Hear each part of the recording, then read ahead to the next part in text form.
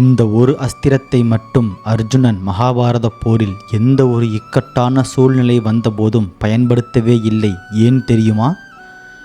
அர்ஜுனன் சிவபெருமானை நோக்கி கடுமையான தவம் செய்து இந்த சக்தி வாய்ந்த பாசுபதாஸ்திரத்தை பெற்றார். ஆனால் அந்த அஸ்திரத்தை வழங்கும் போதே சிவபெருமான் ஒரு கடுமையான எச்சரிக்கையை விடுத்தார். இந்த ஆயுதத்தை சாதாரண மனிதர்கள் மீதோ குறைந்த வலிமை கொண்ட எதிரிகள் மீதோ பிரயோகிக்கக்கூடாது.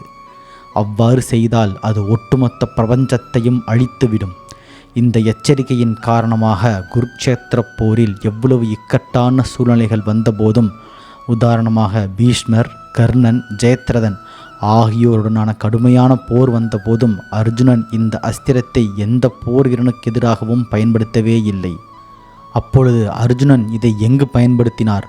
பூமியில் இதை பயன்படுத்தவில்லை என்றாலும் வேறு ஒரு இடத்தில் அரக்கர்களை அழிக்க இதனை பயன்படுத்தியதாக மகாபாரதத்தின் வனப்பருவம் குறிப்பிடுகிறது.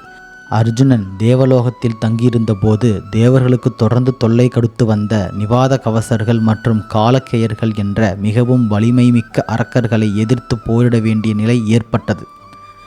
அந்த அரக்கர்கள் சாதாரண ஆயுதங்களால் அழிக்க முடியாத வரம் பெற்றிருந்ததால் அவர்களை அழிப்பதற்காக அர்ஜுனன் முதலும் கடைசியுமாக பாசுபதாஸ்திரத்தை பயன்படுத்தினார். சுருக்கமாக சொல்வதானால் அர்ஜுனன் பாசுபதாஸ்திரத்தை மகாபாரத போரில் பயன்படுத்தவில்லை. மாறாக தேவலோகத்தில் அரக்கர்களை அழிக்க மட்டுமே பயன்படுத்தினார்.